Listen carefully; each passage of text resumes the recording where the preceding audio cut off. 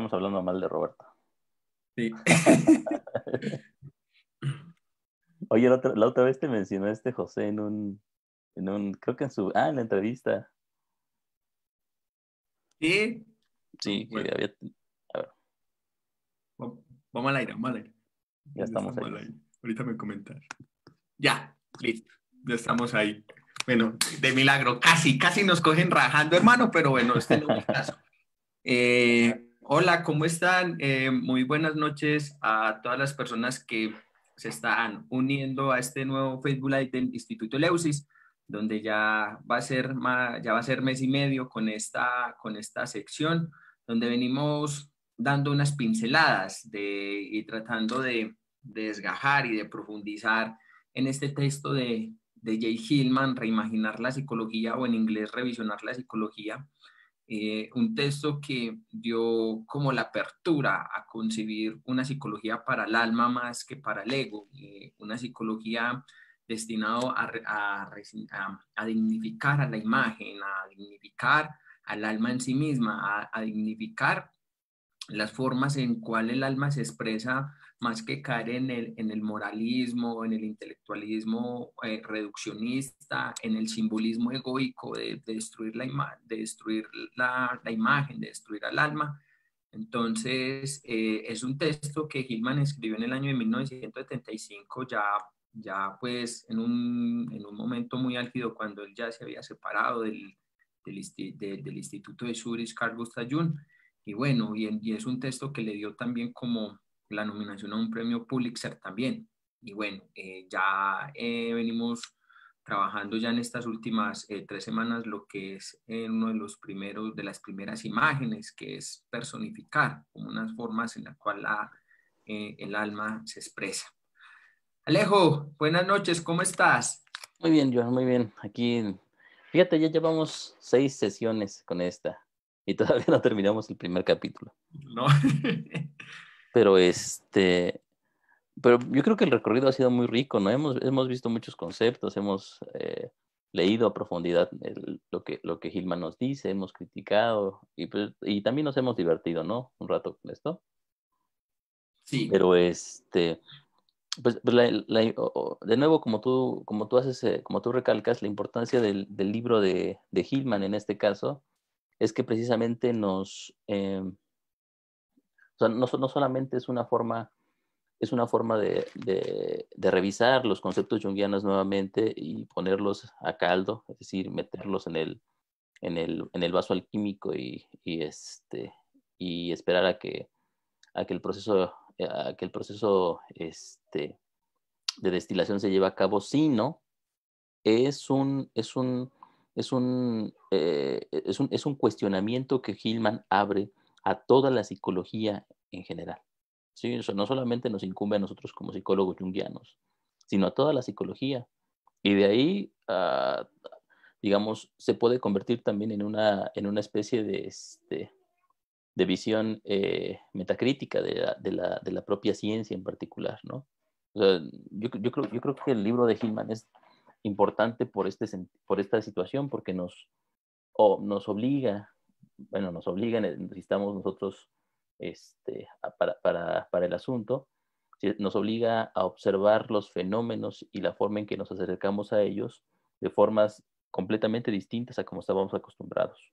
Y además, perdón, lo hace desde la base de las enseñanzas de Carl Jung, que, digamos, la bondad del pensamiento de Hillman es que no se queda solamente en la palabra escrita por Jung, sino que él mismo piensa a Jung más allá de Jung.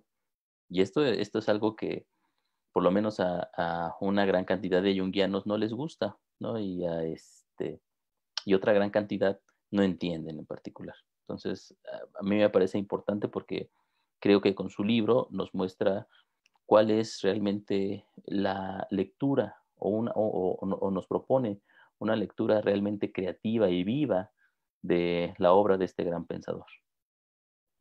Sí, y también muy importante lo que vos estás diciendo, o también quienes la pasan de turista, tanto en la obra de Jung como en la obra de Hillman. Entonces, psicólogos, en este caso junguianos, que cogen de Hillman, pero lo llevan entonces al terreno de la obra junguiana, o quienes cogen entonces de la obra de Hillman y aún tienen un pie en la junguiana y no dan como ese salto como tal a la psicología de Hillman, que ya exige otra forma de pensar, ya exige otra forma de imaginar, ya exige otra forma de aproximarnos a la psique, de liberar precisamente a la psique del sustancialismo, de ese adoctrinamiento psíquico y simbólico que se viene también por parte de muchos junguianos, de impostar la psique y el alma en un propio proceso, y más que entender al alma en sí misma en ese proceso, intentan entonces aporrear la imagen, denigrar la imagen, ponerle a la imagen entonces un símbolo, un mito, un relato, etcétera, etcétera, algo que debilita mucho a la imagen en sí misma. Y bueno, y entonces aquí Gilman lo que realmente rescata es todo este trabajo fenomenológico en el cual la imagen se va desarrollando también en sí misma, y eso es algo que también es muy importante, lo que exige un trabajo de humildad, de compromiso, de atención constante a cómo la imagen se va desarrollando y se va desplegando también en sí misma, que eso es muy importante. Bueno. Lo primordial, John, con esto que dices entonces es que tenemos nosotros como psicólogos, desde el punto de vista de James Hillman, que centrarnos en la imagen como forma, la forma primordial de nuestro propio ser psicológico, ¿no? La, la, la, la imagen es la materia prima con la que nosotros trabajamos. No es el sujeto, no es la persona que viene con nosotros a consulta, que viene con un conjunto de vivencias, un conjunto de inquietudes, un conjunto de necesidades que pertenecen a su esfera personal. Pero eh, cuando nosotros nos atenemos a la imagen en particular, pues tenemos que ir un poco más allá, un tanto más allá de esta persona que está frente a nosotros, y centrarnos no en lo que el sujeto necesita o quiere, sino más bien en lo que en el sujeto se manifiesta, en la persona. Cuando la persona imagina, cuando la persona sueña, cuando la persona tiene síntomas, estos sueños, estas imaginaciones, estas fantasías forman parte de la expresión imaginal de su propio psiquismo, ¿no? Que no es su propio psiquismo, sino es el psiquismo en el que él se encuentra también encadenado de alguna forma y del cual no puede librarse, a menos que, ¿cómo se llama? Se imagine a sí mismo como un ego separado de su propia psique. De hecho, esto lo vamos a ver un poco más adelante. Si nosotros analizamos el papel de la psicología en la cultura moderna, la psicología tiene esa función implícita, tiene la función de atar no al ego, sino más bien a la psique, a los límites que el ego nos propone. Pero bueno, para empezar en esta situación, John, o sea, tenemos que hacer énfasis precisamente en que la imagen es lo más importante. ¿Y qué es la imagen? Es el fenómeno que se nos presenta tal como se nos presenta. Desde este punto de vista, nosotros tenemos que adherirnos, tal como decía López Pedraza, a la imagen que está frente a nosotros. Y adherirnos a la imagen quiere decir no juzgarla, no criticarla, ¿sí? No esperar que la imagen siga ciertos caminos o que llegue a ciertas metas que nosotros tenemos prefijadas, y dejar que ella sea la que nos guíe y la que nos enseñe a morar en el mundo del que proviene, ¿no? Que es también el mundo en que nosotros estamos, pero del cual por un proceso cultural no nos sentimos ya parte del mismo, ¿no? Entonces, cuando la imagen se nos presenta, nosotros tenemos varias formas de abordarla, varias formas de poder entenderla. Una es pedirle un significado a la imagen, ¿no? Esto en los círculos junguianos es muy común, ¿no? Cuando nosotros estamos frente a un símbolo, cuando nosotros estamos frente a una imagen en particular, nos preguntamos qué significa, ¿no? Se presenta ¿Qué será? Se presenta en nuestro sueño la imagen, una lluvia intensa, una lluvia intensa que con el paso con el paso de su intensidad destroza todo lo que está a nuestro alrededor, destroza los campos que nosotros labramos en nuestro sueño, por ejemplo. Y entonces lo que hacemos es preguntarnos, primero, esa lluvia, ¿sí? ¿A qué mi temas, con qué mi tema se relaciona? Ajá. Es decir, con qué otros mitos y con qué otros temas míticos tiene que ver.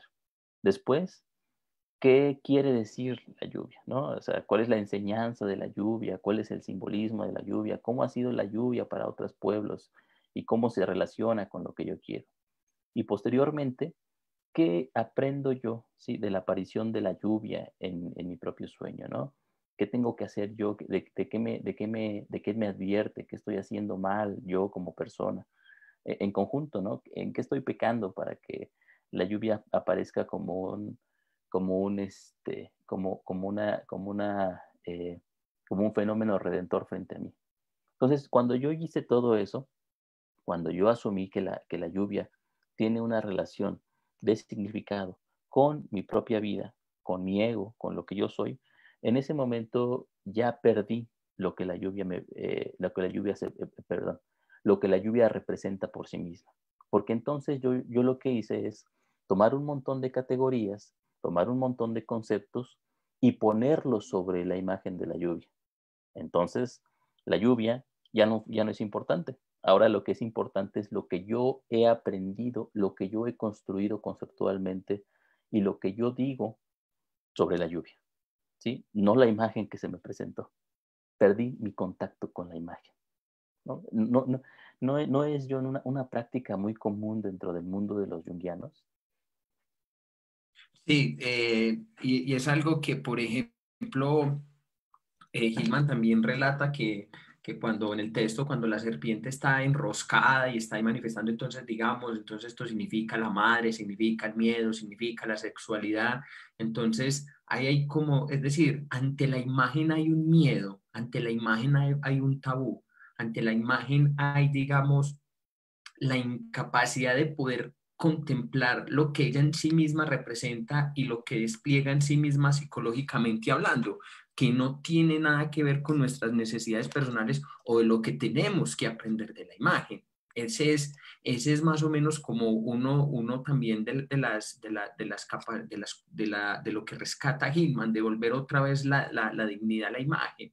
Y que bueno, y que más de pretender, digamos, estas necesidades, como lo estás mencionando, es mirar ese mismo despliegue de la psique que se está dando ahí mismo, no de nosotros, no de nosotros, de nosotros se está descargando ese fenómeno que se va desplegando.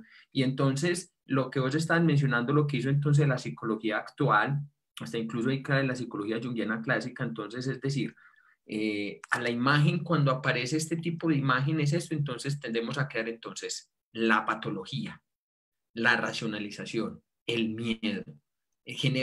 Tenemos una circunstancia entonces de estar generando entonces categorías patológicas, categorías simbólicas, categorías reduccionistas científicas en relación a la psique misma. Entonces no se le permite a ella desplegarse en su propio desarrollo, en su propia miseria, en su propia destrucción, en su propia felicidad, etcétera, etcétera, etcétera, pero que no habla de nosotros, habla del desarrollo en sí misma. Entonces eso también es lo que Hillman también entra aquí como a hacer este fuerte trabajo y esta fuerte crítica de por qué se debilita la imagen en las necesidades del ego, en el fortalecimiento del ego. Se debilita la imagen para controlar entonces las necesidades que tiene el ego de poder encajarlo de poder encajar tanto sus necesidades personales como lo que también le va pidiendo el mismo sistema, la misma sociedad. Entonces, estamos cogiendo las imágenes no en función de lo que la imagen necesita en sí misma, sino en función, en fortalecimiento del ego y mirar qué nos está pidiendo afuera. Por ejemplo, uno le escucha decir a muchos junguianos que dígale al inconsciente que le dé un sueño a ver cuál es que para ver qué significado tiene. Pero yo le pido un sueño a ver donde me gane la lotería, hombre. Entonces este tipo de actitudes o de técnicas de pedir, no es que usted no tiene que pedir nada, usted no le tiene que pedir nada al inconsciente, a los sueños, no, ellos en sí mismos se manifiestan y eso le llega a usted en un momento que se le impone, usted no tiene que por qué pedir o elegir, no, eso es lo que nos lleva a nosotros a atender lo que se nos va presentando. Y es una posición muy cómoda, ¿no? Hasta cierto punto. Sí. Porque fíjate, estaba leyendo hace poco un pasaje del Génesis en donde, déjame ver quién es Jacob. Jacob Recordarme está... comprar la Biblia lejos. a mí me gusta mucho leer la Biblia desde niño, ¿no? Es como un libro de historias bastante interesante. Y uno aprende mucho de esas historias. Fíjate que hay un pasaje en donde Jacob está, en el Génesis, Jacob está eh, huyendo de, ¿cómo se llama? De, de otro, sería como su tío, Labán, ¿no? Con el hermano de su madre. Entonces, bueno, yo creo que en algún momento todos hemos oído la historia de Jacob, ¿no? Se casa con su prima Raquel, con su otra prima también, Lía me parece que se llama. Y bueno, llega un momento en donde Dios se le presenta en un sueño, ¿sí? Y le dice que le da la promesa que le da a todos sus favoritos Dios, ¿no? Acrecentaré ¿cómo se llama? Tu descendencia como el polvo y bla, bla, bla. Todo eso que le dice Dios a todos los patriarcas. Bueno, pero en el sueño, se le presenta y le dice que tiene que hacer algo en particular, ¿sí? Cuando se levanta Jacob, ¿sí? Jacob le dice, si pasa esto, es decir, si soy favorecido por ti en este punto, ¿sí? Si me encuentro con algo, si tengo esto, si obtengo esto, entonces te voy a alabar y voy a creer en ti por siempre, ¿no? Es una situación muy interesante, me parecía cuando la leía, porque Jacob en ese punto solamente, o sea, a pesar de que escucha la voz de Dios, a pesar de que Dios le habla y él es un siervo de Dios, todavía después cuando despierta, cuando no está en el mundo del sueño, se pregunta, ¿sí? Duda sobre esa situación y le pone impone un compromiso sobre el juicio de Dios, ¿no? O sea, si pasa esto, entonces voy a seguir tus indicaciones tal como me las has dicho, ¿no? Entonces, nosotros como regularmente frente a estas situaciones hacemos lo mismo, ¿no? O sea, sí, sí voy a inmiscuirme con el mundo de lo inconsciente, con las imágenes, con todos estos procesos psíquicos que pertenecen al mundo del alma, pero siempre y cuando tengan una función particular para mí, siempre y cuando me sirvan para algo, siempre y cuando yo obtenga algo de esa situación. O sea, yo no me voy a meter a este negocio si no obtengo algo a cambio. Entonces, es una falta de fe particular que nosotros vemos en la religión muchísimas veces. ¿Cuántas veces no hemos visto a personas religiosas que son religiosas siempre y cuando su Dios les provea, su Dios les dé, ¿no? Pero cuando no, entonces dudan, ¿no? Ahí está la historia de Job también.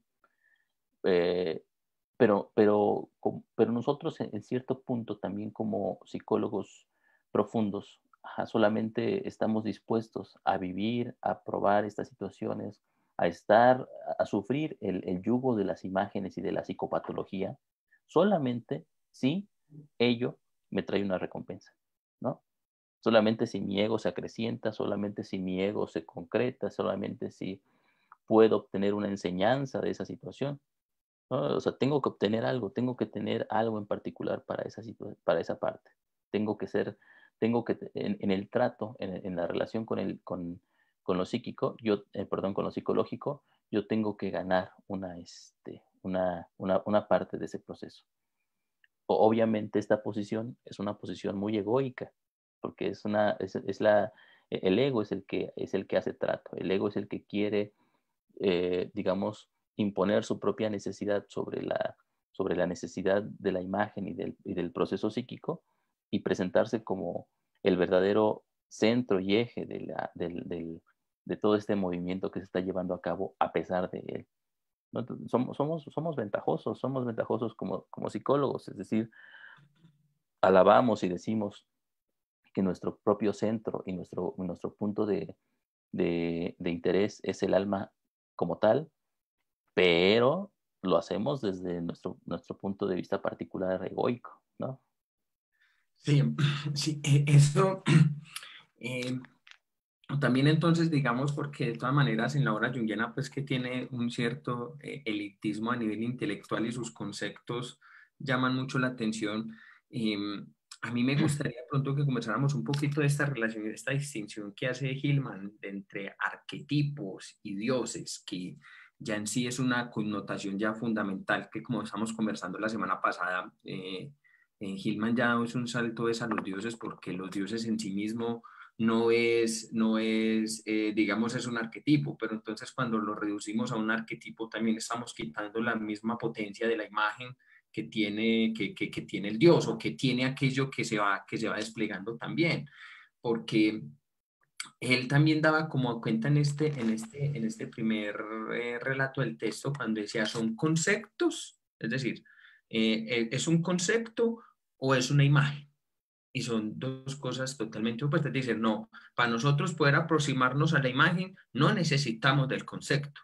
Hay que prescindir, digamos, del concepto porque ya sería como perder a la imagen, darle a la imagen entonces unas características de lo que yo creo que es entonces el arquetipo entonces del héroe haciendo tal y tal cosa, no el Dios, digamos, en su propio proceso y despliegue, que como lo utilizaban en los antiguos griegos, ellos no crearon la mitología, no la crearon a ellos una mitología que se iba imaginando también a sí misma y que se desplegaba a través de ellos también. Entonces Hillman también intenta como rescatar más que volver a las cuestiones de los arquetipos junguianos inicialmente, el intentar como ese salto como tal al Dios en sí mismo, cómo se despliega en todo su potencial, sin caer en lo que vos estás, digamos, diciendo ahorita, entonces prescindir un poco del concepto para poder acercarnos a lo que en sí misma el alma se va desplegando a través digamos, de esta representación imaginal del Dios. Así es. Fíjate que Hillman no lo dice abiertamente, pero se sobreentiende cuando uno lee el primer párrafo ¿cómo se llama? De este subtítulo, de este subtema, perdón, que se llama Arquetipos o Dioses, que para él considera el término arquetipo algo demasiado abstracto, algo que no tiene una utilidad propia más que como un trasmundo a través del cual se puede explicar la potencia de la imagen en particular. Él prefiere el término dioses porque esto implica un cambio precisamente, un cambio conceptual en cuanto al término arquetipo. Porque mientras que en Jung el arquetipo es algo que está allá afuera, ¿sí? Algo que está, Algo luminoso. sí, algo luminoso, ¿cómo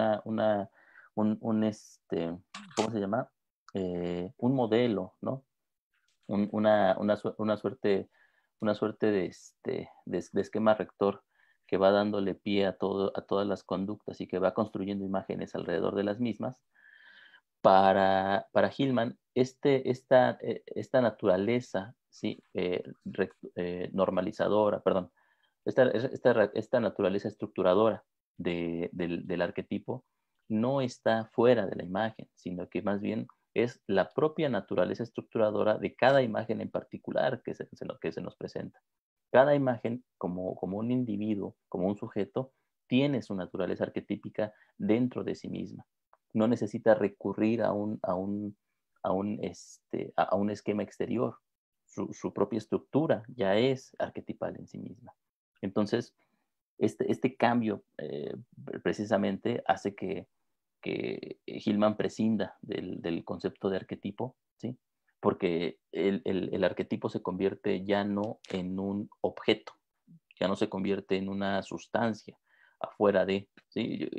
Mira, Jung nunca la maneja como una sustancia, no dice que sea una sustancia, pero realmente si nosotros pensamos un poco en cómo funciona el arquetipo dentro de su propia teoría, Pues obviamente el arquetipo es un concepto hipostasiado, es un concepto que tiene es un concepto metafísico que explica o que trata de explicar, ¿sí?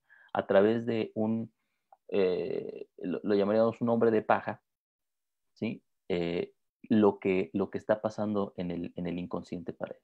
Bueno, de hecho el inconsciente también es otro hombre de paja, ¿no? El inconsciente también es otro concepto metafísico al que Jung alude en algún momento, ¿sí? O sea, que Jung retoma como si fuera, y lo pone, igual que Freud, como si fuera un mundo, como si fuera un país, como si fuera un continente que se descubre, pero que realmente no existe. O sea, no existe el inconsciente. O sea, el inconsciente no está en ningún lado, ni siquiera en la mente, no es tampoco un proceso que exista dentro de sí mismo. Podríamos decir nosotros, para decirlo sencillamente, que es simplemente la naturaleza de ciertos elementos psicológicos, ¿no? Y ya nada más. Que en algún momento fueron muy importantes para él y para Freud, porque les permitieron poder explicar un montón de procesos que nadie había explicado hasta ese entonces, sino a través de eso. Pero como tal, pues tenemos que abandonarlo en algún momento para no quedarnos en la propia muletilla de la que ellos tomaron parte.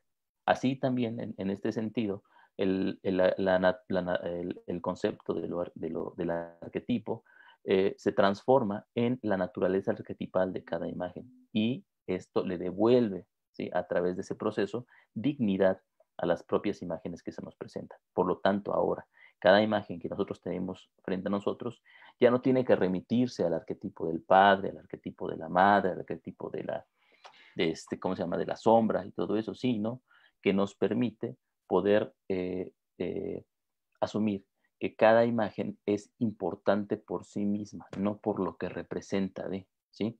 Ante la relación del arquetipo, nosotros teníamos a una imagen representando un un vacío potenciador, perdón, un vacío potencial. Pero cuando la imagen ya es en sí misma de naturaleza arquetipal, la imagen tiene su dignidad en sí misma, no afuera de. Sí, porque uno le escucha, por ejemplo, a muchos analistas junguianos, y eso ya lo hemos tocado, donde remiten entonces la estructura entonces de la vida psicológica limitada solamente en 12 arquetipos. Entonces, cuando se intenta entonces otra vez volver a la imagen en sí misma, que ya es arquetipal, que ya tiene todo lo que necesita en sí misma para desplegarse, entonces llega el junguiano, listo, Hércules, entonces me cabe aquí en el arquetipo del héroe, le quito, le pongo, etcétera, etcétera. Sí, Demeter, entonces, sí, entonces en el arquetipo entonces de la madre, ta. Entonces, es empezar a reducir, es empezar a categorizar a la imagen y despojarla de la dignidad que en sí misma va teniendo. Y también es como vos decís, que cuando ya Jung dice que el arquetipo es luminoso, es que tiene una connotación trascendental y metafísica. Que eso le cuesta mucho aceptarlos también a muchos junguianos. Por ahí tuve un debate hace poco con alguien, y no lo vamos a mencionar, que tuvimos un debate bastante intenso en eso cuando decía que la psicología junguiana no hace metafísica. Y yo, bueno, ya vi que Jung en su obra no diga eso, pero su obra también, la obra en sí misma tiene sus propias contradicciones. En Jung, cuando él dice que el arquetipo es luminoso, cuando el arquetipo es trascendental, cuando el arquetipo está en una connotación de la idea platónica. Entonces, ahí ya hay una forma como tal de decir que se está en un plano muy digamos, inconocible, porque el mismo que Jung dice que el arquetipo no tiene ni forma, ni fondo, entonces, entonces, ¿qué es? Entonces, ¿dónde está? ¿Dónde está eso?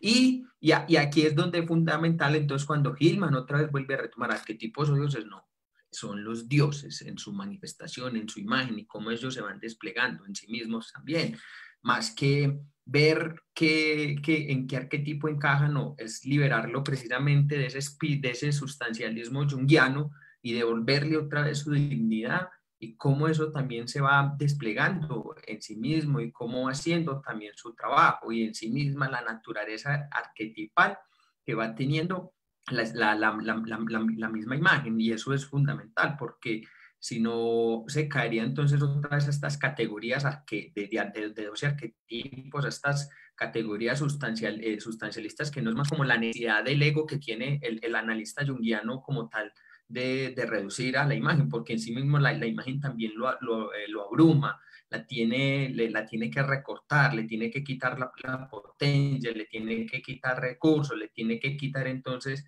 la misma energía que tiene para enlazarla y para enclaustrarla en un arquetipo. Bueno, eso es lo Sí, que sí, sí, más o sí. menos. Lo que pasa es que como hombres modernos tenemos un miedo del que somos inconscientes acerca de estos procesos psíquicos que nos abruman.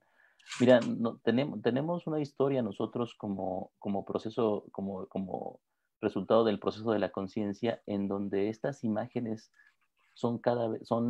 fueron en algún momento el elemento vivo que constituía nuestra propia presencia en el mundo. Es decir, esos dioses de los que hablan los mitos, esos personajes que se nos presentan ahí y que nosotros retomamos como si fueran enseñanzas, en algún momento no tenía nada que enseñar a las personas. No se les presentaban a los sujetos y los sujetos decían, bueno, ahora voy a aprender de Hermes, ahora voy a aprender de Atenea, ahora voy a aprender de los shites que están frente a mí. O sea, lo que hacían realmente estos elementos era representar el momento digamos, la verdad presente en el alma en ese punto histórico en particular. ¿Sí? Entonces, conforme la historia de la conciencia va avanzando, estos elementos se van volviendo cada vez más extraños.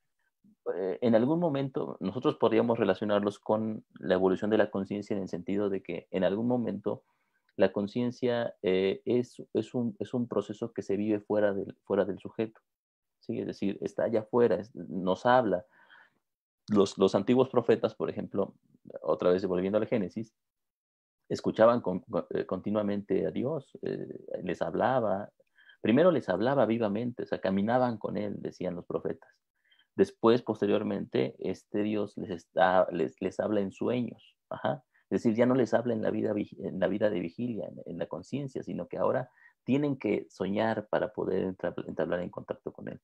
Conforme este proceso va avanzando en la historia de la humanidad, la, la, la, la, el mensaje, la voz de Dios se va escuchando cada vez menos. La voz de las imágenes, la voz de las musas, la voz de los dioses que se nos presentan se van escuchando cada vez menos, son cada vez menos importantes.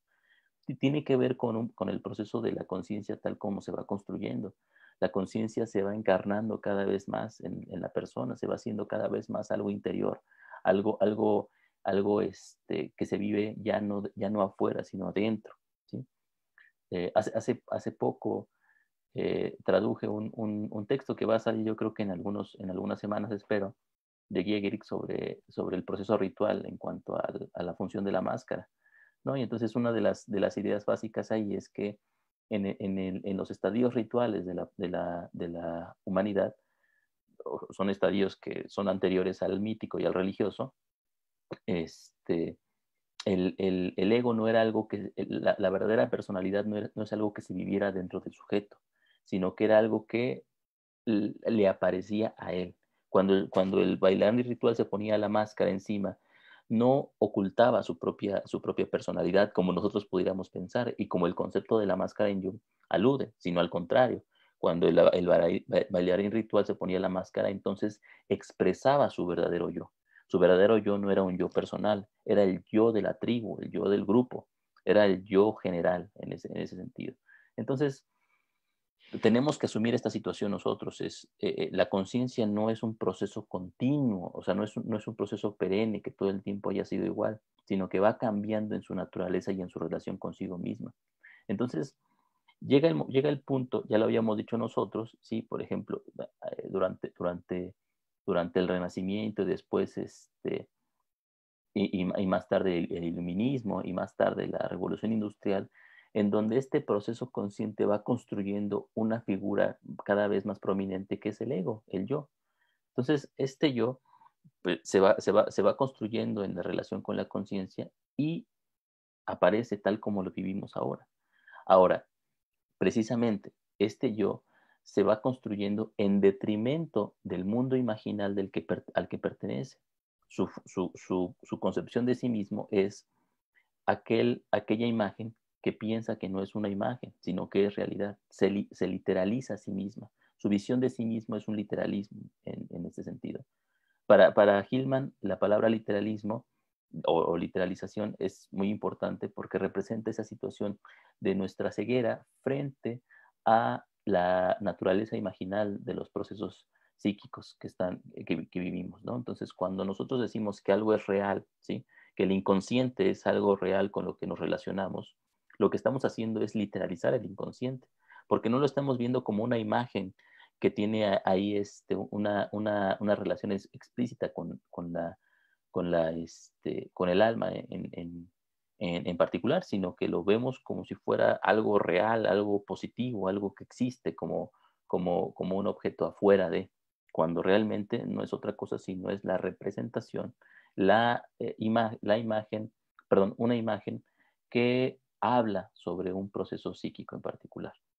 Entonces, eh, obviamente, como hombres modernos que han construido y cimentado su ego, ¿sí? En base al devenir histórico, tememos el mundo de las imágenes. Como ya habíamos aludido en otra sesión, que la psicología en este sentido no es la disciplina con la cual el hombre se relaciona con las imágenes de mejor manera o con la cual el hombre entiende mejor la psique, sino al contrario, la psicología es la construcción cultural a través de la cual el hombre se defiende de este proceso imaginal del que todavía es parte. ¿Sí? Entonces, la psicología y no solamente la psicología, sino los procesos espirituales, ¿sí? El crecimiento personal, ¿sí? ¿Cómo se llama? Los procesos transpersonales ¿cómo se llama? De relación con lo divino y todo eso, son formas que, por una parte, dicen aludir a la necesidad del hombre de conectar con las imágenes y con el mundo imaginal, ¿sí? Con la imaginación viva, pero por el otro, desde la posición de la que parten, lo separan cada vez más de este proceso, ¿sí? Entonces, obviamente como hombres modernos, tenemos que acudir a estas situaciones para defendernos de la imaginación. Sí, o como decías, me hiciste acordar algo que decías que nazi, era que la psicología también surge también frente a la decadencia del hombre. Entonces es más como, dame un segundo. La psicología entonces surge, digamos, como esa necesidad de mantener al yo empoderado, de mantener al yo centrado, de mantener entonces al yo que todavía tiene la supremacía sobre las imágenes, que todavía tiene la supremacía sobre el alma. Y bueno, y esto lo contrario. Y aquí Gilman, por ejemplo, avanzando un poco más con el texto Alejo, cuando Jung entonces crea el método de imaginación activa, entonces, que en su momento fue muy importante, pero entonces también Hillman le hace ahí le hace a Jung refuta, le critica, porque él dice, pero ¿cómo es que el ego va a conectar a las imágenes o va a ir a buscar a las imágenes? Entonces, es decir, es más como entrar a un adoctrinamiento de la imagen para ver qué me tiene que decir. Lo mismo pasa con estos métodos de meditación transpersonal, o lo que se utiliza es precisamente como un autoritarismo, como dirigir a la imagen, dirigir a aquello que en sí mismo se me impone y que yo no tengo que elegir, que yo no tengo que salir a buscar, porque entonces cuando vamos a buscar, a contactar entonces con el arquetipo, por medio de la imaginación activa, es decir, hay una huida de la imagen que ya se nos está presentando, que ya tenemos enfrente y que ya no necesitamos más. Entonces, cuando Hillman en ese momento entonces le reprocha eso porque dice es que hay un autoritarismo a la imagen, hay un autoritarismo y un adoctrinamiento de mirar cuáles son los recursos por medio de esa imaginación activa y y esas necesidades y estos recursos espirituales para entonces que el ego se potencie, se enriquezca, pueda muchísimo más, pero que no hay un servicio como tal ante la imagen, que no hay una atención a la imagen de cómo se va desplegando. Entonces, todas estas tradiciones espirituales, incluyendo la imaginación activa, cuando uno monta un diálogo con la imagen, entonces, ¿qué me dice? ¿Qué me contás? ¿Me voy a volver rico? ¿Voy a conseguir mujer? ¿O qué me está queriendo decir esto? ¿O cuál es el diálogo que yo tengo con eso? Es más, no es más que un diálogo egoico, nos dice Hillman. Es un diálogo egoico porque nosotros no tenemos que conversar con ellas, ella es la que se nos impone y nosotros somos los que vamos atendiendo también ese mismo proceso y cómo se va desplegando ella en sí misma también y cómo también uno también hay veces hace parte de eso. Entonces, esa hipostasiar las imágenes constantemente es lo que la lleva a ese detrimento, a esa falsificación, a que pierda vitalidad, potencia, recurso, que ella en sí misma se amplifique. Entonces, como vos estás diciendo, entonces cogen a la imagen, sí, entonces, ¿con qué mito, con qué relato, con qué cuento, con qué experiencia, con qué circunstancias se me está amplificando y cómo entonces me va a dejar algo a mí esa imagen? Y no es más como que esa relación, esa instauración que plantea Juni Ediger, también en su momento, esa relación entre el eje yo sí mismo, pero pienso que eso es que hay que entrar también como a mirar es precisamente si eso no es lo que está generando la misma, la misma prostitución que tenemos ante la imagen, de cómo la perrateamos, de cómo hacemos con ella de lo que a nosotros se nos da muchas veces la gana. Algo pues que no es, que es entrar como a reflexionar un poco también porque es imposible. Si cogemos la imagen para potenciar el ego, entonces la imagen, el alma, así como se está desplegando, entonces la estamos perdiendo de vista, no nos adherimos a la imagen y llevando eso un poquito más, si nosotros fuéramos a atender a los dioses que tenemos en estos momentos, no tendríamos por qué recurrir a los dioses de Grecia ni de nada, porque los dioses que están en estos momentos son otros muy diferentes que están ahí y cuando entonces cogemos entonces, por ejemplo, entonces a Hermes, entonces con todo este mundo informático, etcétera, etcétera, ya estamos perdiendo la imagen, ya estamos perdiendo la imagen que se va desplegando también y que eso también es muy importante. Lo mismo cuando nosotros no nos cuesta mucho aceptar ese devenir de la imagen. Entonces, Gilman lo cuenta muy bonito con Hércules, que cuando Hércules baja entonces al inframundo y se le empiezan a presentar a él todas estas imágenes, coge entonces Hades y se le presentan las imágenes y eso empieza a bolear espada a diestra y siniestra. Entonces él hace esta cuestión, es decir, de heroísmo que tenemos nosotros constantemente, es decir, de cercenar a las imágenes, de matarlas, de cortarlas, de clasificarlas, de dividirlas, de hacer de la imagen entonces la que me tiene que servir y arrodillarla. Más o menos eso es lo que hace Hércules en ese momento con esa, digamos, que no era alguien muy inteligente tampoco, pero en esa misma brutal, no, esa no es la palabra, en ese mismo de poco entendimiento que él tenía en relación a eso, llevaba entonces a estar cortando y matando a las imágenes que se le iban presentando. Así es. Mira, yo creo que en esa cuestión algo que tenemos que preguntarnos nosotros no es precisamente lo que hacemos, es decir, ¿qué hacemos como psicólogos o cuáles son nuestras técnicas o cuáles son las herramientas con las que nos acercamos a los procesos? Es el problema, por ejemplo, de la imaginación activa, es que en el momento en que se convierte en una herramienta, en el momento en que se convierte en una técnica, ¿sí? Y es repetida incesantemente sin atenderla como un proceso que tiene que ser reflexionado, entonces la imaginación activa se convierte en una receta de cocina que tenemos que seguir. Y como receta de cocina, yo ya no tengo que preguntarme de dónde viene, cuál es su utilidad, cuál es su necesidad, de por qué surgió, en qué momento y hacia dónde tiene que ir, sino que yo simplemente sigo las instrucciones, ¿sí? Y sé que al final, ¿no? Voy a obtener un aprendizaje de la imagen, ¿no? O sea, así como en la receta del pastel, ¿no? Yo sigo las instrucciones y al final tengo un pastel, ¿no? O sea, no voy a tener una ensalada, ni voy a tener un pollo frito, voy a tener un pastel tal como me lo dice la receta. Entonces, precisamente la imaginación activa como receta, ¿sí? Constriñe a los fenómenos a seguir ciertos pasos y ciertos elementos y obviamente en ese momento, como tú bien dices, perdemos el contacto con la imagen, perdemos a la imagen que tenemos frente a nosotros y la obligamos a seguir nuestros términos, nuestras normas, ¿no? La normalizamos a nuestra propia necesidad o a nuestra propia visión.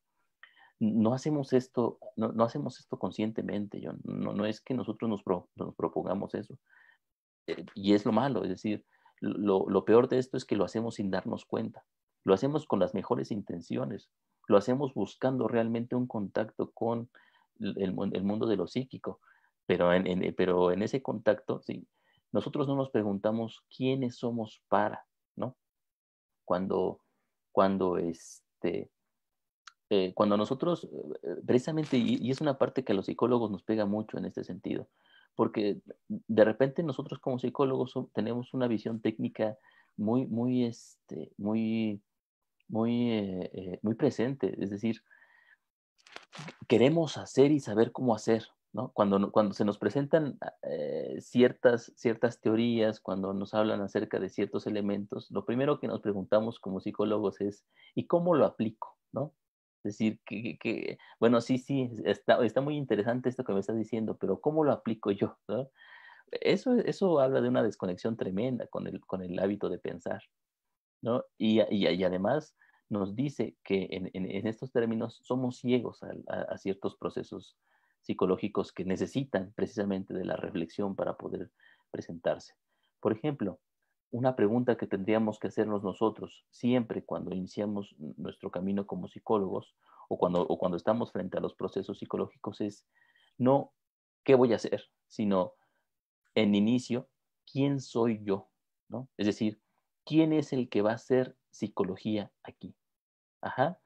En principio, si yo hago psicología desde el punto de vista del ego, obviamente voy a tener una ego psicología que va a hacer precisamente lo que hemos nosotros dicho de la problemática del hombre frente a la imaginación. Va a constreñir a los elementos de la imaginación, a los elementos psíquicos, a su propio criterio. Tendría yo que saber que para hacer psicología no puedo ser un ego en particular, tengo que ser algo más. Es decir, alguien más tiene que hacer psicología en mí, a través de mí, ¿sí? Es decir, a pesar de mí, algo tiene que hacer psicología. Yo lo he dicho en otras ocasiones, ¿no? A eso le llamamos el daimón, eh, ¿cómo se llama? El espíritu rector que va construyéndose a sí mismo en este proceso. Y yo como ego, o sea, si yo no tengo una relación con lo imaginal, entonces voy a acabar también poniendo al daimon a que trabaje para mí. O sea, el ego es esclavizador en ese sentido. Sí, Entonces, si yo no, igual que el monoteísta. sí, exacto. Entonces, si yo no asumo que el ego, sí, perdón, que el daimon, es decir, la expresión del alma como una totalidad, se tiene que hacer a través de mí. Entonces, yo no estoy haciendo realmente psicología, sino ego psicología. Ahora, cabe decir que toda la psicología, tal como está construida, es ego psicología. O sea, es la psicología de la persona, la psicología del yo, la psicología del sujeto. Cuando nosotros hablamos en el campo de la psicología de procesos como la autoestima, como el autoconcepto, como la resiliencia, por ejemplo, que están Pero tan de moda ahorita, y son, eso que son, la resiliencia ni siquiera es de la psicología, porque la psicología coge todo lo que se le da la gana. lo que pasa es que la psicología es una ciencia muy pobre, John, en ese sentido. Es una ciencia tan pobre que necesita de otros conceptos, o sea, de palabras externas para poder construir su propia visión de sí misma. Obviamente porque esta es una psicología construida hacia afuera, es una psicología construida en base a a la visión del ego, y la visión del ego es una visión muy pequeñita, ¿no? Si la psicología pudiera ver todos los procesos que están latentes en la construcción de ella misma, entonces no necesitaría de estos procesos. o por lo menos podría tener un mundo muchísimo más rico para poder asumirse a sí misma como una disciplina de la imaginación, ¿sí? No una disciplina de las necesidades de la persona, sino una disciplina del cuidado de la propia alma. Fíjate que en este punto Hillman expresa algo que va a ser también muy importante, que es la necesidad de un ego imaginal, ¿sí? O sea, un ego imaginal es un ego, bueno, lo que quiere decir esto con esto, Hillman, es que realmente tampoco podemos deshacernos del ego. O sea, no es que en algún momento el ego desaparezca y ya no podemos, como hombres modernos, ya no podemos deshacernos de nuestro ego, No, no es a menos posible. que haya una patología muy grave que destruya nuestra integridad con esa situación. Pero cuando nosotros asumimos que hay un mundo imaginativo, que hay procesos de imágenes alrededor de nosotros y dentro de nosotros, y que nosotros también somos no otra cosa, sino las imágenes expresándose continuamente, entonces el ego empieza a comportarse en una relación respetuosa con estas imágenes. Ya no se ensalza como la figura rectora y el punto máximo y la culminación del propio psiquismo, sino que al contrario, él asume su propio papel como cuidador, como sirviente, como aprendiz continuo de esta situación. Un aprendiz que nunca va a ser maestro, ¿sí? Un aprendiz que siempre va a estar aprendiendo de estos procesos. Entonces, como ego, en este sentido, como ego imaginal, ¿sí? Este ego imaginal ha aprendido y ha asumido que su papel en el proceso psíquico es un papel que está determinado por todas las imágenes que van, perdón, que se le van sobreponiendo, ¿sí? Y que son más importantes que él, que son tan importantes y que tienen su propia autonomía en sí mismas como sujetos personificados, ¿sí? Y que él mismo también es un sujeto personificado que tiene una función específica en esa gran fiesta que es el alma. Sí, Hitman, en relación a eso que vos estás diciendo, entonces dice lo siguiente. Hay descenso a las cavernas o regresos a las escenas de la infancia. Un guía interior con paradas preestablecidas en la gira, formas de superar los bloqueos y conmociones, y el tranquilo consejo del terapeuta que ya estuvo allí anteriormente. Este camino vuelve a confinarnos en el autoritarismo. Si bien manso y sofisticado de una disciplina espiritual, estamos de nuevo encerrados en un ego de voluntad y razón que organiza un programa para la psique, que desde un punto de vista superior, gobernado y guiado de la experiencia imaginal. El objetivo no es tanto la realización de las imágenes, como por ejemplo el arte, cuanto la realización de la personalidad se lleva a cabo el ejercicio, es decir, el ego. Entonces él dice aquí que hay que hacer, por ejemplo, que el arte, que el arte no necesita significar a las imágenes, no significa, ay Dios, es que esto se representa, no, sino que en el arte ya en sí misma la imagen tiene algo, en sí misma la imagen que se le presenta al artista la plasma tal y como le llega y no la pretende significar. Por eso a los artistas les choca tanto que les pongan interpretaciones o que hablen digamos que esta imagen entonces habla de tu proceso interior, de tu depresión, de una cosa. Al artista le choca mucho eso, porque sabe que ya la imagen en sí misma ya está desplegada, ya está ahí, más que ponerle todos estos asuntos.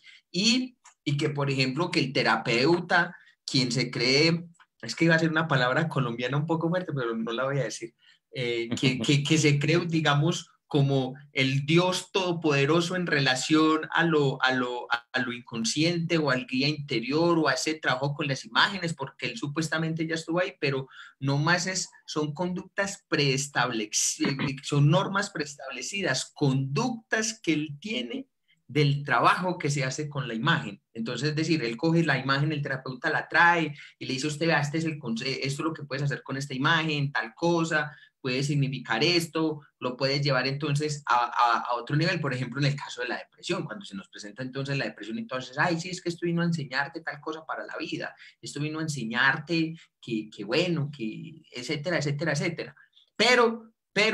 Pero quien realmente no estamos dejando que la imagen haga su trabajo, no estamos dejando que eso, aquello que se nos presente, viene a cumplir, es decir, como está diciendo Alejo ahorita, un aprendiz permanente de la imagen de aquello que se nos está deviniendo, pero entonces llega el terapeuta con su autoritarismo, con sus principios rectores, con su voluntad egoica, con su razón, a dirigir un proceso en voluntad y en beneficio del ego. Es que eso es puro capitalismo puro y duro, citando un poco, es que nace ahí en términos económicos. ¿Qué puedo obtener yo de esto? Si no obtengo nada, entonces no me sirve.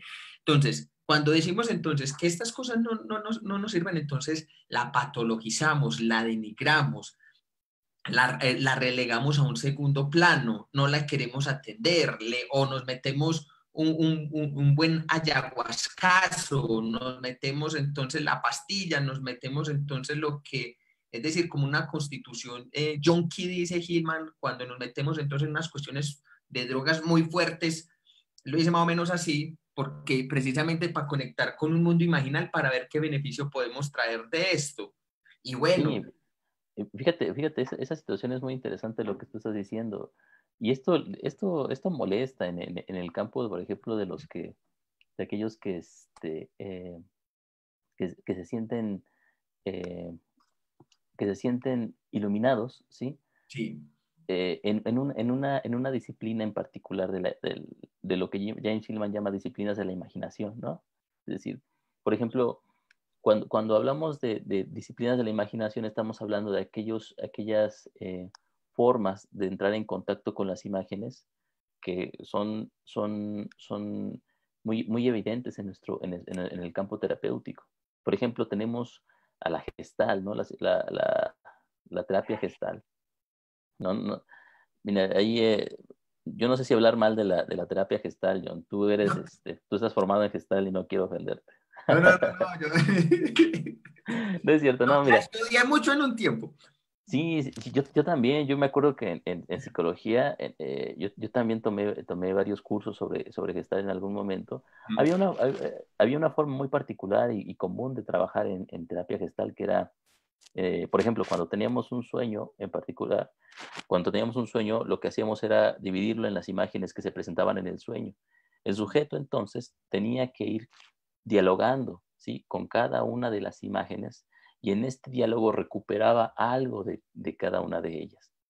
Nos podría parecer esta situación un acercamiento en particular hacia las imágenes y hacia el mundo de la imaginación, pero lo que dice Hillman, y que es muy cierto, es que el problema es que el sujeto que se pone frente a las imágenes es el ego, y el ego acaba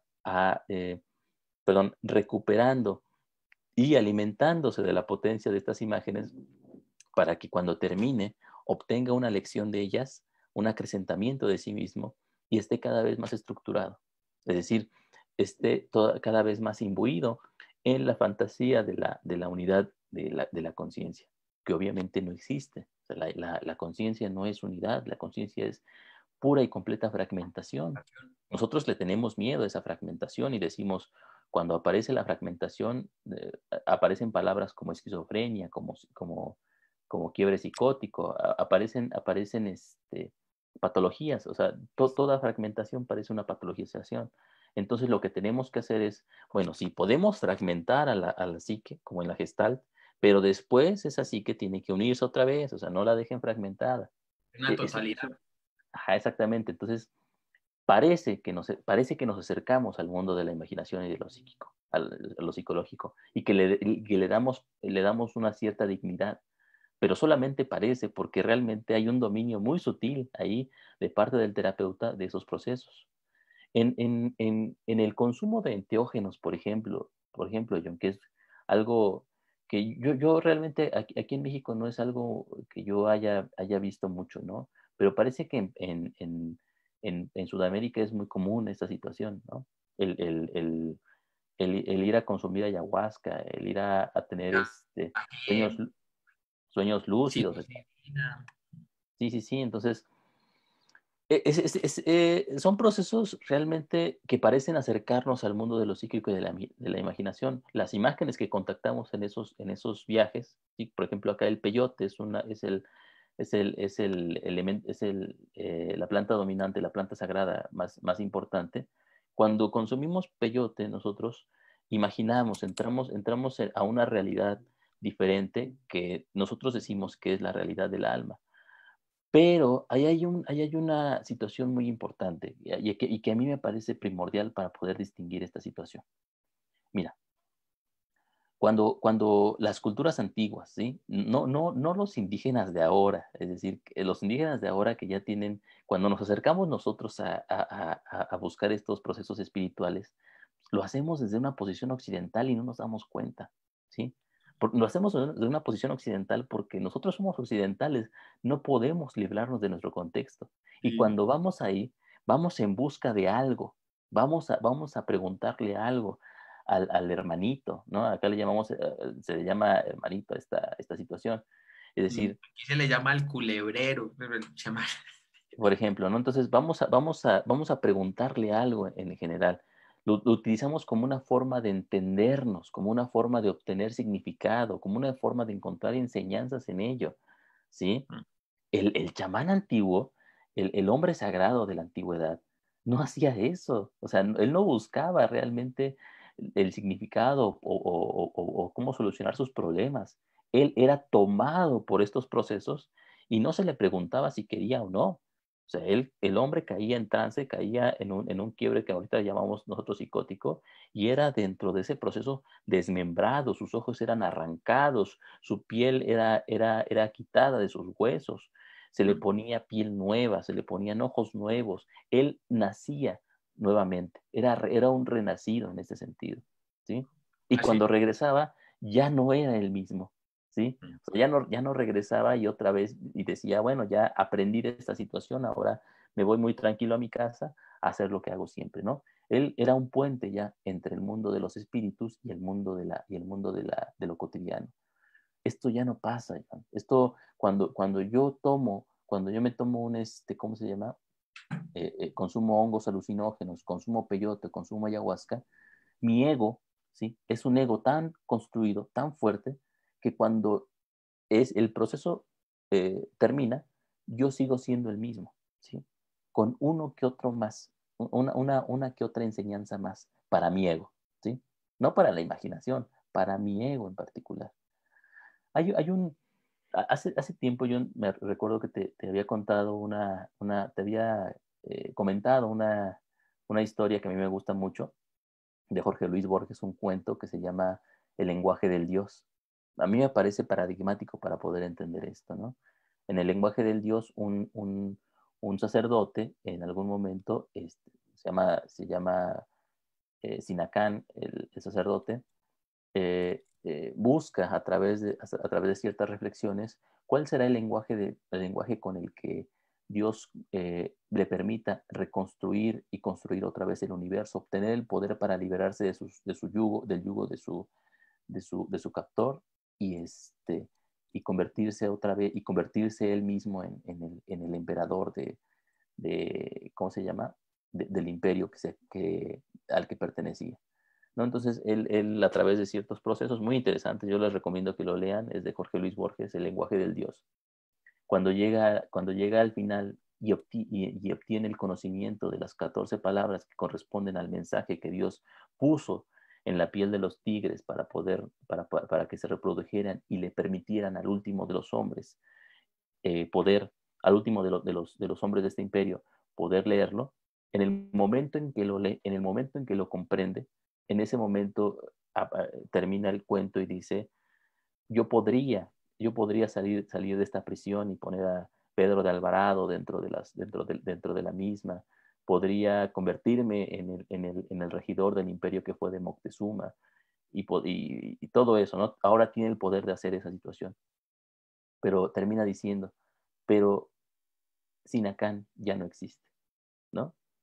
Es decir, en el momento en que él entra en contacto con lo divino en ese momento se sobrepone a él y el ego deja de existir, ¿sí? Esa experiencia que es la experiencia primordial del contacto con los enteógenos, John, ya no la podemos tener, ¿sí? O sea, ya no es posible para nosotros.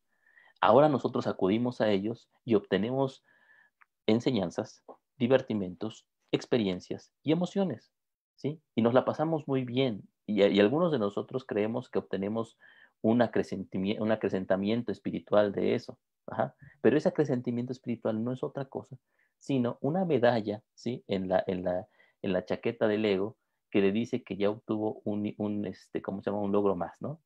Es decir, en el gran videojuego del ego, el ego obtiene una meta más para poder colgarse encima.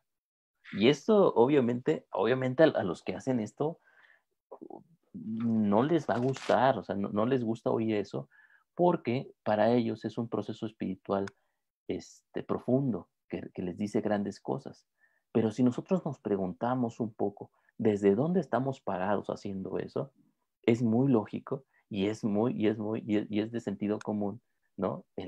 La asunción de que precisamente como occidentales no podemos, ¿sí? Como hombres de la edad moderna que han perdido ya su contacto con lo divino y que precisamente lo que nos constituye es la falta de contacto con lo divino, ya no existe esa situación. Por lo tanto, lo que estamos haciendo nosotros es, cuando se nos aparecen estas imágenes en el viaje, lo que hacemos es ceñirlas y constreñirlas a la realidad del ego. Ajá, ahí hay una tiranía muy sutil. Pero muy fuerte, porque es que cuando nosotros, yo pienso que precisamente hacer este tipo de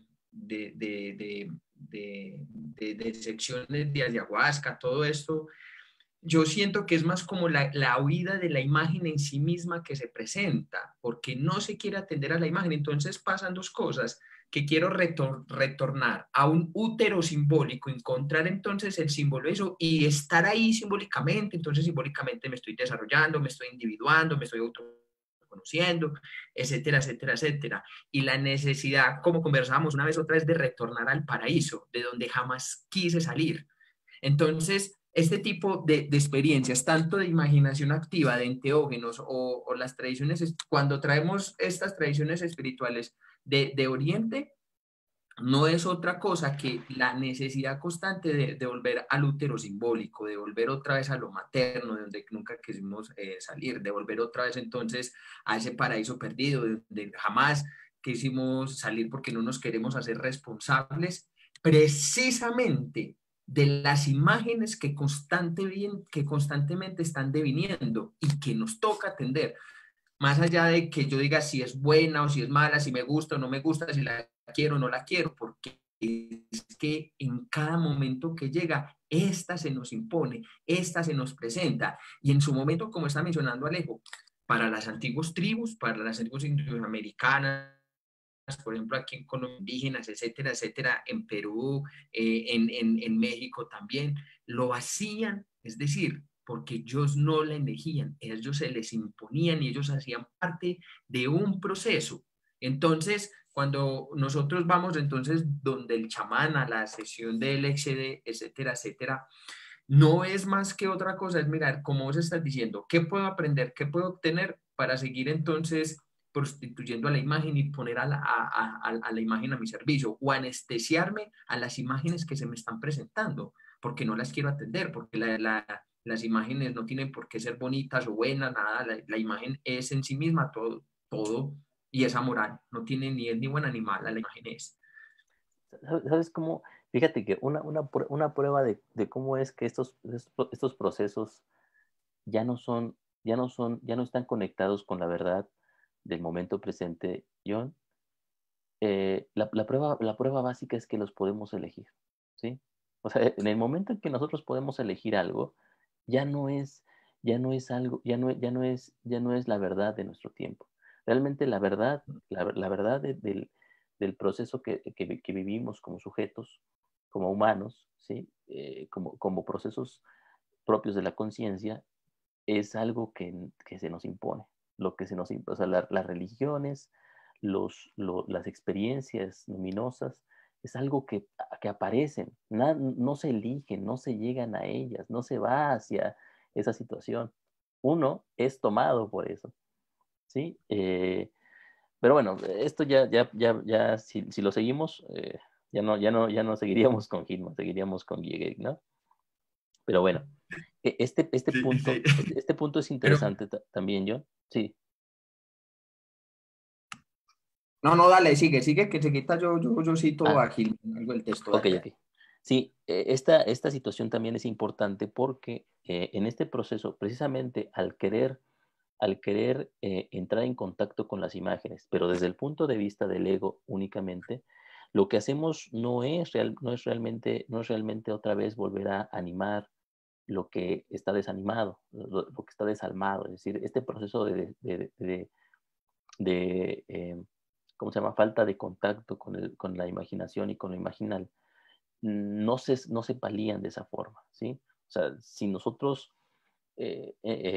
atendemos a estas situaciones desde el punto de vista del ego como lo hacemos, lo que seguimos es el proceso natural de la propiedad moderna, que es un proceso de inflación del ego. Es decir, el ego, cuando le enseñamos al ego, cuando el ego es el que toma las riendas, cuando el ego es el que aprende, lo que estamos diciendo nosotros es que el punto nodal y lo más importante siempre va a ser el ego, ¿no? O sea, el punto de vista hegemónico del ego. Y por lo tanto, eh, nosotros acabamos inflando este proceso egoico, ¿sí? Lo acabamos divinizando y él se convierte en el único Dios en el que nosotros creemos. Ajá, a pesar de que nosotros digamos que estamos en contacto con las figuras luminosas y con la divinidad y todo eso, lo que realmente estamos haciendo es eh, deshumanizar al sujeto al divinizar el ego, ¿sí? Porque precisamente el divinizar el ego y el elevarlo a alturas que no le pertenecen, lo único que hace es también a nosotros, sí, despojarnos de nuestra propia humanidad, despojarnos de nuestra relación con estos elementos que nos forman y volvernos cada vez más desalmados, ¿sí? Desalmados en el sentido de que ya no tenemos un contacto con los procesos que me van construyendo y que me constituyen como sujeto. Yo Sí. dejo de ser también ya un sujeto para convertirme en un ideal, para convertirme en un ego, ¿sí? Porque el ego es lo más importante. Ahora, En un la, ego productivo. En- exactamente. Y la situación de esta parte, por ejemplo, en la terapia queremos curación, ¿no? En la terapia queremos aprendizaje, en la terapia queremos unidad, en la terapia queremos lograr algo en general. Y por lo tanto, la terapia tiene una función tecnológica. Y el ego en este sentido, ¿sí? Requiere de expertos para ello, ¿no? Nosotros como terapeutas corremos el riesgo de precisamente convertirnos en expertos técnicos de la construcción del ego dentro de la psicología. Y no tendría que ser así porque obviamente si regresamos a la definición que tiene Hillman de la psicología, es la disciplina que se encarga de estudiar los procesos del alma como imagen, ¿sí? Del alma como imaginación. Cuando Sí, nosotros sí, cuando sí, sí, nosotros sí. nos centramos en el ego, entonces lo que estamos haciendo es personalizar, ¿sí? Eso que es un proceso que para Hillman le parece muy peligroso, porque al personalizar no solamente acrecentamos la importancia de nosotros como ego, sino que también estas imágenes de forma muy neurótica las separamos de su contexto y las ponemos sobre las personas que están frente a nosotros. Entonces, la madre, ¿sí? Tiene que cumplir el papel primordial de la madre, ¿no? Y la madre tiene que ser una madre bajo ciertas características determinadas y si se sale de ese elemento, pues ya, o sea, yo tuve una infancia terrible y entonces culpo a la madre de esa situación, ¿no? La pareja tiene que cumplir ciertas determinaciones. Fíjate, esto yo lo he visto mucho en Facebook. Mira, en esta convivencia que tengo con mis alumnos de nivel medio superior, lo veo como algo muy común, ¿sí? Regularmente todos están continuamente, y este no es un discurso que pertenezca solamente a los adolescentes, es un discurso que comienza en la adolescencia, pero que se va haciendo cada vez más pronunciado en la adultez. Cada vez que nosotros hablamos de un cierto tema, por ejemplo, de la pareja, por ejemplo, del amor, por ejemplo, de la justicia, por ejemplo, de cualquier elemento que nos ataña, nosotros ya tenemos un ideal de cómo tiene que ser. Ajá. El amor tiene que ser de esta manera. Y mi relación con mi pareja tiene que ser solamente de esta forma y no de otra. Si en mi pareja empiezan a aparecer estos elementos, entonces está mal, ¿no? Le llaman mucho a esto las relaciones tóxicas, por ejemplo, ¿no? Una relación tóxica es una Ese relación, concepto ni me gusta. es un concepto terrible, ¿no? Sí, Porque porque si a eso vamos a decir, todos somos tóxicos de una forma realmente u otra. es una forma de evadir la patologización, es una forma de decir que en la Sí, pareja hay cosas que se deben hacer y cosas que no se deben hacer, ¿no? Y eso realmente no depende de nosotros, depende de la dinámica de la pareja. Es decir, la dinámica de la pareja eleva hacia su, ¿cómo se llama? Hacia su propia relación una verdad que le pertenece a la relación de ambos. Y nosotros como terapeutas tendríamos que atenernos a esa situación. Es decir, ¿qué es lo que esa pareja en ese momento en particular está expresando a través de su propia dinámica? ¿Sí? Y que necesita ser puesto o vuelto consciente de sí mismo como una imagen que se nos presenta. No, sí, según mis parámetros, cómo es que las parejas tendrían que formarse. Porque según mis parámetros, o sea, me dicen que ciertas cosas no deben ocurrir y otras cosas sí, pero eso, como psicoterapeutas, nosotros no lo podemos saber de antemano. O sea, no podemos saber de antemano cómo tienen que ser las cosas. Nosotros somos, en el proceso terapéutico, aprendices de los fenómenos y aprendemos de ellos su propio límite y su propia necesidad. Por lo tanto, cuando nosotros ya tenemos una visión, un prejuicio de cómo tienen que ser las cosas, entonces en ese momento constreñimos nuevamente, como habíamos dicho ya, a la imagen que se nos presenta a nuestros propios parámetros. sí, y resulta que el psicoterapeuta en este caso es el domesticador de esas imágenes, es el que puede manejar ese reino de lo salvaje, de lo maníaco, de lo incierto, de lo misterioso, que es el mundo de las imágenes. Entonces ellos se creen en la patria potestad de decir qué hacer, cómo, cuándo vivir y qué hacer con las imágenes que se presentan. Entonces, eso lo dice Gilman así yo lo estoy resumiendo así un poquito, entonces, porque nosotros cogemos entonces, bueno, no, es que la pareja no debe por qué vivir eso no tiene por qué estar pasando, entonces es decir, qué imagen está emergiendo ahí, qué imagen hay que atender, por qué se está presentando. Entonces dice Hillman lo siguiente, en relación a lo que vos estás diciendo, ético en el a través de la confrontación con sus imágenes, prejuzga lo imaginal desde el principio. La propia idea de que acción es una jungla salvaje y temible o un manicomio que necesita de una experimentada mano para hacerlo en orden, nos recluye en una fantástica, tal y como la idea de que la imaginación es un misterio profundo y racional que requiere perspicaces consejos que nos recluye en la fantasía del anciano sabio. Entonces, nuestro acercamiento a la imaginación viene predeterminado con la idea de que nos hace de ella. Las disciplinas de la imaginación terminan disciplinando las imágenes. Exactamente, ¿no? Pues lo que acabamos de tratar, John, o sea, podemos decir entonces que estas, ¿cómo se llama? Estos procesos curativos, ¿no? Del alma en particular, no cura nada, realmente lo que hacen es subsumir a los procesos imaginales, a los procesos psíquicos, a las necesidades del ego, como un tirano. Eh, para tener clara la función del alma en este sentido, ¿sí? Hay un subtema eh, dentro de lo que vamos platicando, John, en donde Jung, perdón, en donde Hillman recupera otra vez el concepto de ánima. No sé si lo recuerdas, Hillman ahí propone 5 funciones en particular para el ánima, ¿no? La primera es que el ánima es la personificación del inconsciente, ¿no? De aquello que nosotros sobre lo que no tenemos control. Entonces, precisamente la falta de control es una primera característica de, ¿cómo se llama? De esta alma de la que está hablando Hillman. La segunda es que aparece en forma personificada a través de imágenes femeninas, ¿no? La prostituta, la dependiente, la colegiala. Es decir, se presenta como la forma, en la forma de una mujer, pero no es porque sea una mujer, sino porque representa lo femenino del propio psiquismo, la relación con lo femenino. Y si nosotros lo hemos dicho en otras sesiones, en diferentes mitologías y en diferentes religiones, la figura de la mujer conecta siempre con la presencia del Dios vivo.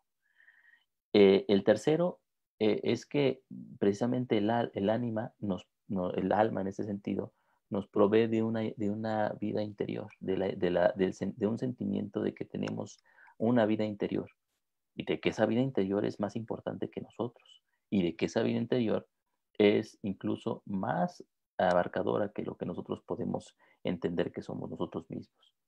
Por último, eh,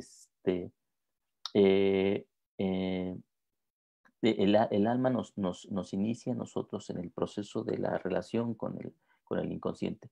Cuando nosotros entendemos que somos parte de un proceso abarcador, autónomo, que se personaliza a sí mismo. O sea, no necesitamos personalizarlo nosotros ni crearlo. Se va construyendo a sí mismo y nosotros participamos de esa construcción como las imágenes que también somos. Cuando nosotros aprendemos eso y confiamos en esa situación, hay un término que a mí me gusta que utiliza Hillman y que él llama la fe psicológica, ¿sí? Entonces nosotros confiamos plenamente en que estos procesos tienen una necesidad interna que se va a ir desplegando por sí misma y que no requiere de nuestra propia intervención para que lo haga. Lo que nosotros hacemos es estar al tanto, cuidar, aprender quizá de esa situación si podemos, ¿sí? Y sobre todo, eh, permitir que ese proceso ocurra por sí mismo. Ajá. Somos, si acaso, facilitadores en el sentido de que no estorbamos, ¿sí? O sea, como dice el dicho, ¿no? Más ayuda el que no estorba. Entonces, en el proceso de no estorbar al proceso psíquico, en ese momento somos psicólogos. Ajá. Y esto implica, además, que ya no somos activos en el sentido abierto de la palabra, ¿no? En el sentido común de la palabra, perdón. Activos en el sentido de que yo tengo que hacer, tengo que construir, tengo que llevar a cabo, tengo que promover, sino que precisamente somos activos desde un punto de vista pasivo, es decir, yo hago en el momento en que dejo de hacer, en el momento en que como ego dejo de construir, entonces en ese momento promuevo que la construcción de la propia psique se lleve a cabo por sí misma y que aparezca. Desde ese punto de vista, yo no estoy frente a un proceso que voy haciendo, sino estoy frente a un proceso que se va construyendo por sí mismo. Y cuando yo en terapia estoy con un paciente, ¿sí? No es que yo le vaya enseñando al paciente lo que tiene que hacer. Los dos somos enseñados por el proceso que se va construyendo y los dos nos sumergimos en ese momento como alma, ¿sí? No como ego, en las imágenes que van apareciendo en el consultorio. El consultorio se convierte en un sueño vívido, en un sueño lúcido, ¿sí? A través del cual las imágenes van apareciendo y se van curando a sí mismas. No es el terapeuta el que cura, no es el proceso terapéutico el que cura. Lo que cura es la imagen que se aparece y no cura al sujeto, se cura a sí misma nada más. Sí, eso me hiciste acordar. Lo que pasa es que como el ego tiene la necesidad de controlarlo todo, de manejar todo, de hacer todo lo que sea con la imagen, no se atiende a lo que la imagen es en sí misma, a lo que es el alma en sí misma, que es lentitud, vacilación, espera, contemplación, y eso en sí misma es las imágenes para mirar, es decir, cómo se va desplegando a sí misma. Gilman lo decía en el texto cuando arrancamos, ¿qué es terapia? Cuidar las imágenes, pero entonces precisamente cuando si esa imagen se nos impone con virulencia, con fuerza, con potencia, la queremos sacar de una vez, la queremos rechazar, no lo quiero, no me gusta, entonces hacemos cualquier cosa, entonces la terapia que cure, la terapia que cure más rápido, el enteógeno que me puede llevar entonces a una vida espiritual para salir de entonces de esta experiencia que estoy viviendo, de cuánto recurso, del coach, etcétera, etcétera, etcétera, que en términos de función de productividad capitalista y necesidad egoica, eso está muy bien, pero en cuanto al acontecer de la psique misma del alma, ¿dónde está ella? ¿Qué se va a seguir, dónde se va a seguir presentando? Entonces, ahí es donde el alma y las imágenes aparecen en forma de patología y de personificar también, porque es una misma condición que ella tiene en sí misma, pero que también aparece con tanta fuerza y con tanta potencia en la patología, por tanto, por el desdeño, por la ignorancia en la que se le ha tenido. Entonces, ella tiene que aparecer, ella se nos impone de las formas menos inesperadas y que nosotros menos queremos. ¿Por qué? Porque resulta que es que ella tiene su proceso y eso ha venido desde muchísimos años donde los procesos del alma se relegaron a un segundo lugar y ya no eran importantes por darle la supremacía al ego, y que eso empezó con nuestro amigo también Descartes, pienso, luego existo, y desde ahí empezó entonces ya con la revolución industrial, con todos estos aconteceres que se vinieron y que se concretizaron muchísimo más, y entonces al alma entonces se le trata entonces como lo peor, como la desgraciada, como la que nadie quiere. Iba a utilizar otra palabra porque me arrepentí. Entonces, como la que nadie quiere, y eso entonces también es importante darnos cuenta de ese mismo proceso de imaginación que se va dando en nosotros y que se va desplegando. El no querer algo, eso no quiere decir de que eso no vuelva a aparecer, y vuelve a aparecer después con muchísima más potencia, y estamos mucho más anestesiados frente a las mismas experiencias. Por ejemplo, si lo podríamos decir en cierta manera con esta situación que estamos viendo de la pandemia, cuando surgió todo esto, eso sacó de la cajita de Pandora todo un montón de imágenes y de cosas que jamás habíamos atendido.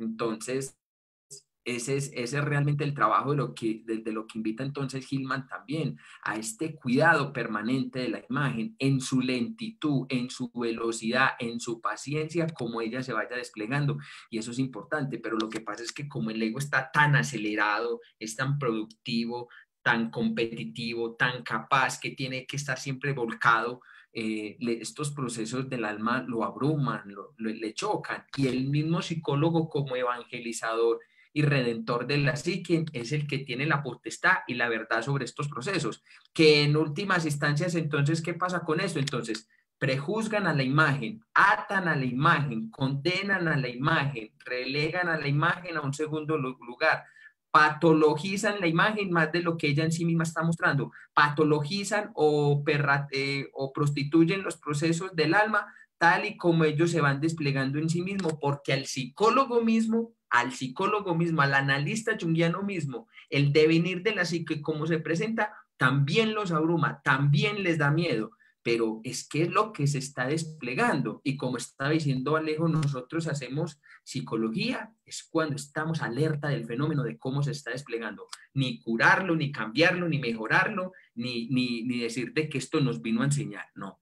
Esto nos ha surgido es atender un montón de procesos de la psique que se ha dejado en un segundo lugar. Y entonces el psicólogo junguiano en esa postura, y el analista junguiano también, y el arquetipal también en esa postura de querer curar o mejorar al alma, lo que pasa es que la niegan, la niegan, la hipostasían, la falsifican, no le dan la importancia que ella debe tener en sí misma. ¿Y qué es lo que hace? Crean imágenes, imágenes al servicio del ego.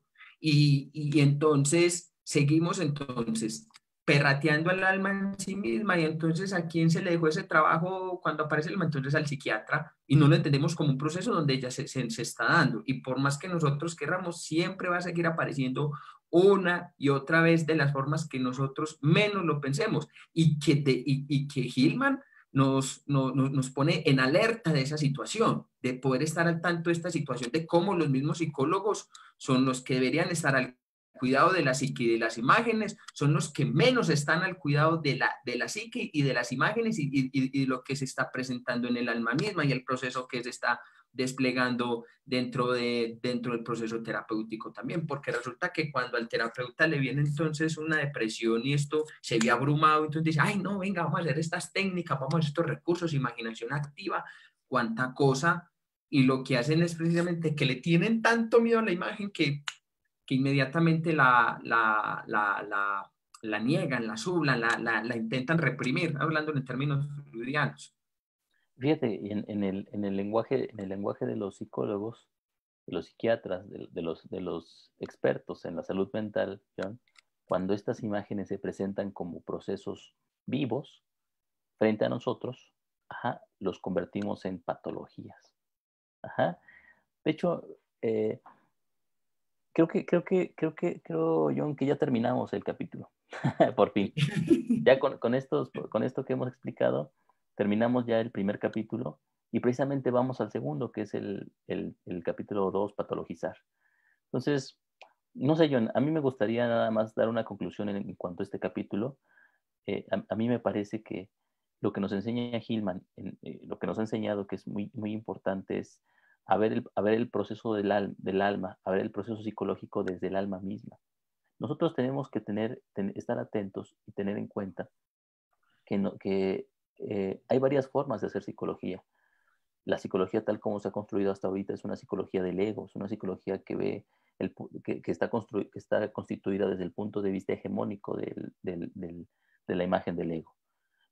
Si nosotros queremos revisar, y precisamente la, la, el libro de Hillman en inglés es revisionar la psicología, ¿sí? Si nosotros queremos otra vez reflexionar acerca del papel de la psicología dentro de nuestro mundo moderno, tendríamos que preguntarnos acerca de la pertinencia de precisamente esa construcción egoica alrededor de la misma. Desde la visión de Hillman, la única que puede hacer psicología, una psicología verdadera, es el alma. El alma a través de su constante constitución de imágenes. Y por lo tanto, digamos, algo que nos permite esta situación es preguntarnos qué estamos haciendo nosotros, cuál es nuestro papel dentro de este proceso.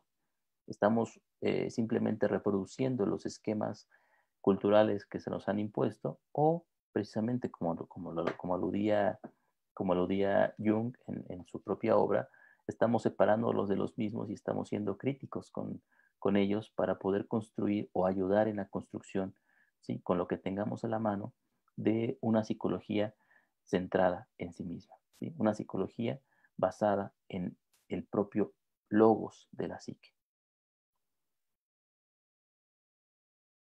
Ya, esa es mi conclusión, John.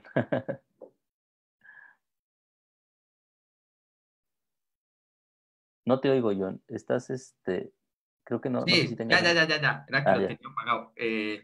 Lo que sí, como os están mencionando, que nos despersonalizan de una manera muy brutal y para llegar como a un personalismo muy monocéntrico, en una conciencia muy reduccionista, muy única, muy parcial, muy total, entre comillas parcial, pero lo que nos enseña Hillman es que la psique en sí misma es fragmentación, es división, es Es una apertura, no plétora. es un solo eje, no es un solo eje en el junguiano, como estaba mencionando ahora, que es el eje yo, sí mismo, no. La psique es multicéntrica y con infinidad de posibilidades. John, Con infinidad. me permites leer con lo que termina Hillman? A mí me parece muy bonito esa situación. Hágale. Ave María. Dice Hillman, termina este capítulo diciendo, yo no personifico, sino que el ánima me personifica a mí, o se hace alma a través de mí, otorgándole a mi vida su sentido. Su intensa ensoñación es mi mismidad. Y yo, un recipiente psíquico cuya existencia es una metáfora psíquica, un ser como sí, para quien toda creencia es un literalismo, excepto la creencia en el alma, cuya fe me postula y me hace posible como una personificación de la psique. ¿no? Tremendo, tremendo. Bueno, a todos que tengan una excelente noche. Muchísimas gracias por estarnos acompañando en este Facebook Live. Ya la otra semana vamos a empezar entonces con el otro capítulo que es patologizar, que es mucho más potente, me encanta demasiado. Entonces, vamos a estar entonces pues ya empezando entonces con este capítulo. A todos que tengan una excelente noche. Muchísimas gracias. Recuerde que el Instituto Leusis durante toda la semana tenemos actividades donde estamos haciendo comentarios de libros, donde estamos entrevistando a personas representantes importantes en el mundo junguiano. Los días miércoles, Roberto tiene el grupo de estudio de la obra completa de Jung en la mañana y en la noche. Yo los días jueves tengo el curso Jung aplicado a la vida cotidiana. Entonces, estamos pues constantemente con actividades para que ustedes estén muy atentos ahí de nuestro Facebook. Todo también durante toda la semana también estamos subiendo cositas de autores, citas, párrafos, algo que son muy importante también recalcar. Entonces, para que todos ustedes estén ahí pues como atentos a nuestra página de Facebook. ¿Algo más, Alejo? Nada más agradecer a los que están con nosotros escuchándonos y nos vemos la próxima semana.